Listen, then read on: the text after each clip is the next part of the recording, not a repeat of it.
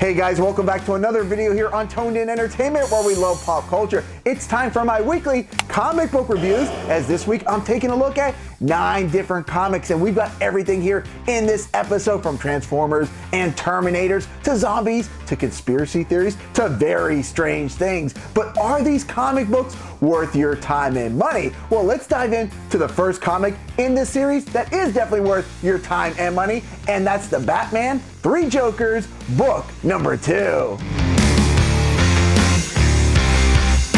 First, before I even get to the story in this book, the artwork is really a work of art. At times, flipping through this book, no words are even needed, as it's told masterfully through illustrator Jason Fabok and colorist Brad Anderson. Now, I thought the story in book 1 was fantastic, and the continuation of that story here in book 2 that will lead up to the final chapter next month is not as compelling as book 1, but it's still really good. A good portion of this book will have to deal with the moral dilemma that Batman and Batgirl face as to how to handle the Red Hood situation, as he's gone more than just rogue after eliminating one of the 3 Jokers in issue 1. They contemplate on whether they should arrest him, but if they do, they might have to reveal their secret identities to the courts as a witness. Either way, it's Batman and Batgirl's objective here to try and deal with the situation, but for the rogue Red Hood, his investigation leads him to a place, let's just say, is swimming full of Joker creations.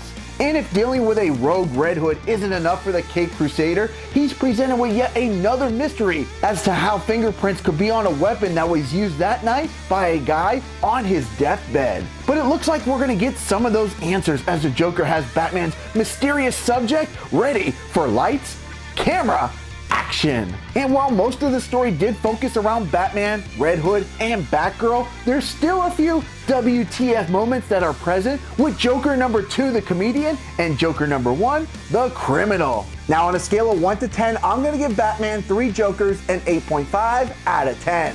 While still a very good book, it just didn't have some of the thrills that were present in the previous book. However, if you did read book 1 and enjoyed it, this is a pickup I strongly recommend, as it sets up for the conclusion of this 3-part book on October 27th. And the next comic is going to continue with the Joker theme, as I take a look at Batman The Joker Warzone one-shot. Now, this issue doesn't have 1 but 5 stories, but unfortunately there's nothing really to write home about with any of them, as none of them really drew me in or really left a lasting impression. Now, out of the 5 stories, I thought that 3 of them were above average, starting with Ashes of Eden, where the story focuses around a ferocious poison ivy who isn't afraid to light up some Joker goons. The best story in this book, I thought, was the story called A Serious House, where the Clown Prince toys with a captured Bane, where he makes a promise to the muscular masked man that he better watch his back because the Joker has some tricks up his sleeve coming in a story that will continue next year. Now, if there is one thing worth mentioning, it's that we're introduced to a new anti-hero, the Clown Hunter, in the final story in this book called Clown Hunt. Now, on a scale of 1 to 10, I'm gonna give Batman The Joker Warzone a 5 out of 10. With another week of really solid releases and with not much going on in this book, for the $5.99 price point, I think that this book is skippable. Yes, there's some stories that are leading to future storylines, but I don't believe that any of them are critical. And even though we are introduced to the Clown Hunter, there's nothing here in this short story that will really blow you away. And as far as the other 2 stories, Family Ties and The Symbol, they're both fine, but yet again aren't enough for me to recommend that you go out and check out this book. Next up, we've got the Department of Truth, issue number 1. Now, I'm someone who enjoys hearing about conspiracy theories, and that's what got me to pick this issue up, because there are plenty of conspiracy theories here, from the JFK assassination to the moon landing to is the Earth flat. There are definitely things that writer James Thion IV will have you putting on your thinking cap on as you explore what's going on in this crazy mystery. Now, it's really important, especially with a new series in issue number 1, to grab the reader's attention, and that's exactly what the Department of Truth did. As I turned each page, I was just greeted with more craziness and more mysteries, and I like that. Now, let's talk about the art by Martin Simmons. It's really different and unique, but at the same time, fun, it gives it that kind of like classified feeling. That's exactly what this comic should have. Now on a scale of 1 to 10, I'm gonna give the Department of Truth issue number 1 an 8 out of 10. Now when you think of government agencies and doing investigations, you probably think of the FBI, but these stories here in this issue are even too classified for them, as the agency that will be looking into these conspiracies is known as the Department of Truth. And trust me when I say the writers keep you on your toes, because on the very last page of this comic, we are greeted by the person who is actually running the Department of Truth, and it's a person I honestly never expected, but that's what made this comic really fun and interesting. Now while summer might be over, learning never stops, and we're going to take a trip with Dustin in Stranger Things Science Camp issue number 1. It's summertime and Dustin has just arrived at a camp and is looking forward to enjoying some time to relax and learning. But this definitely wouldn't be a Stranger Things story if something weird doesn't go down. At this camp, Dustin comes off as almost like a hero to a group of youngsters because he has the courage to stand up to bullies. His peers are also impressed by the fact that not only is he a dungeon master in Dungeons and Dragons, he can run his own game, but also has girls back home that hang out with him and his friends. Just imagine if they found out that one of them has superpowers. Now we are also introduced to a group of camp counselors who are looking just for an easy gig to make some money for the summer. But for the new girl Dawn, it appears she's going to be the first person in this 4-part series to find out what it's like to be a character in the Stranger Things universe. Now on a scale of 1 to 10, I'm going to give Stranger Things Science Camp issue number 1 an 8 out of 10. While this issue didn't blow me away, it was still a fun read, as it looks like it's going to go from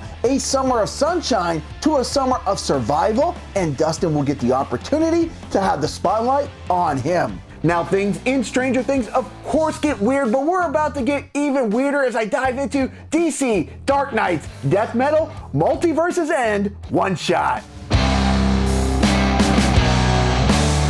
As you can tell from the cover, the story of Death Metal is about to get even weirder here in this one-shot. Now the story will jump from Earth X Detroit, where we get to see the heroic Captain Carrot in action. We'll also head over to Earth 29, where the Green Lanterns are holding off a horde of Bizarros. But the bulk of this story will be told from Earth 3, where the champagne-sipping Owlman, who no matter if you're a hero or a villain you want on your side, has Green Lantern John Stewart held captive. This issue will dive into the backstory of Perpetua and how she went from almost being extinct to how she was able to make a crack in the source wall and begin her reign of terror. And while this issue will focus on the journeys of characters who might not have a huge role in the series, if you're not keeping up with these one-shots, you're really missing out because it's all tying in heavily to the main story of Death Metal. Now on a scale of 1 to 10, I'm going to give DC Dark Knight's Death Metal Multiverse's End an 8.5 out of 10. The writer here, James Tynion IV,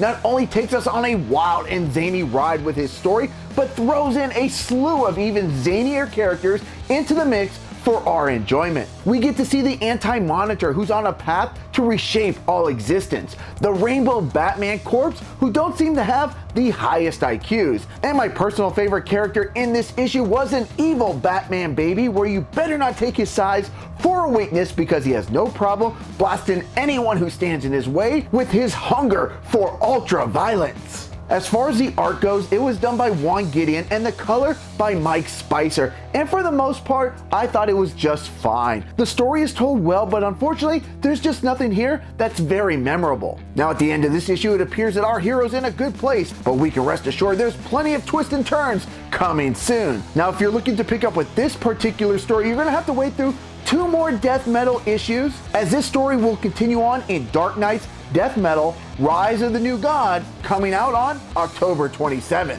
Now it's time to get on with some zombie action as I take a look at Marvel Zombies Resurrection issue number 2.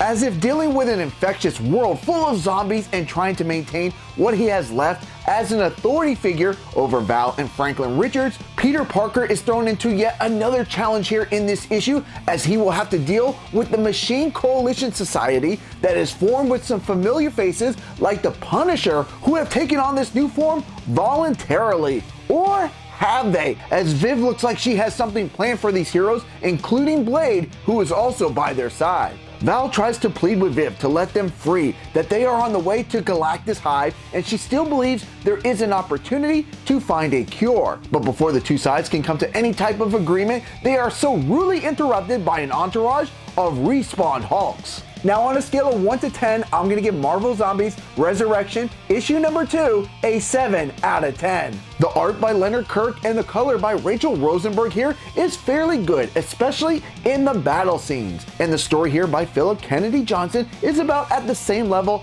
as the art.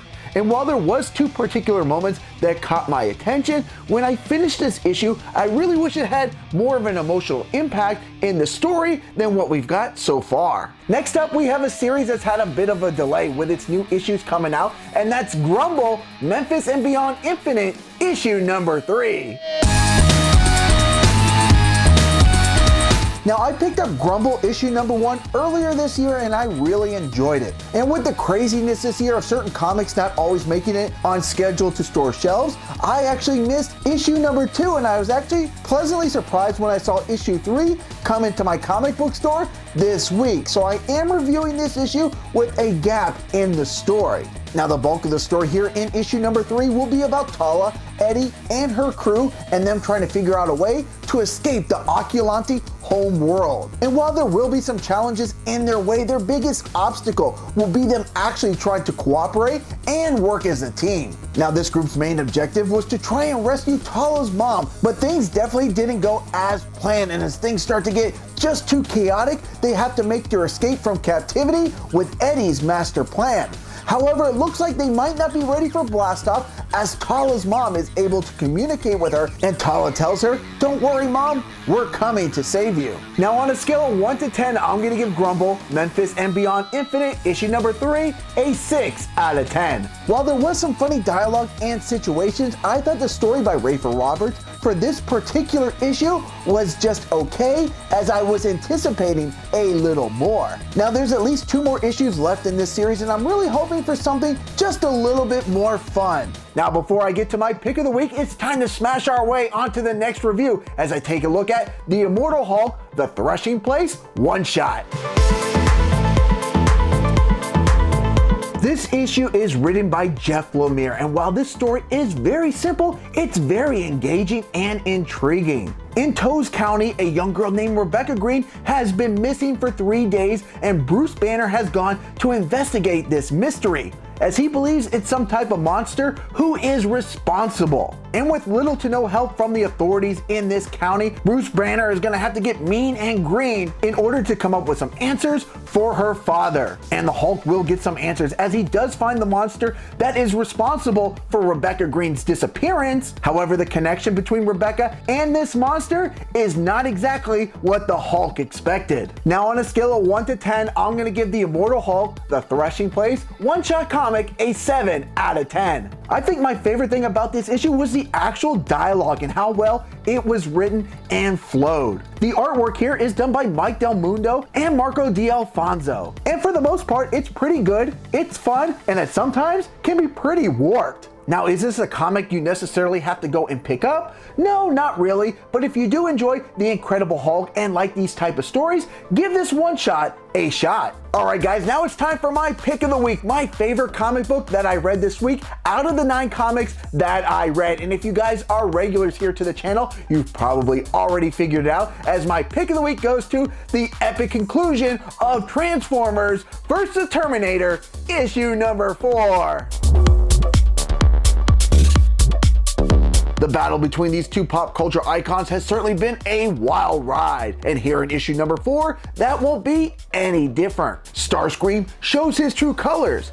Sarah Connor has no problem kicking some Cybertonian butt. Optimus Prime and Megatron square off in an epic battle. The Terminator continues on with his mission, and once again, there's some great character moments by fan favorites Bumblebee and Soundwave.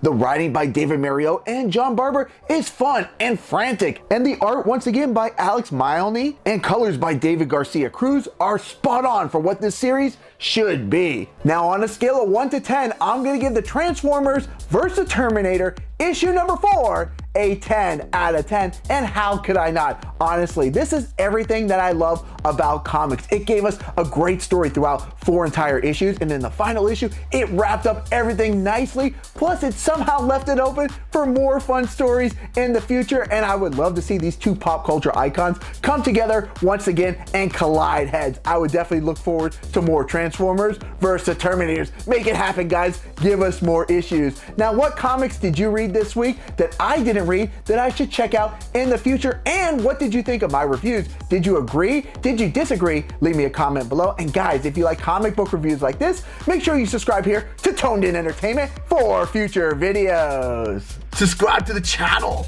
Do it. Go now. Do it now.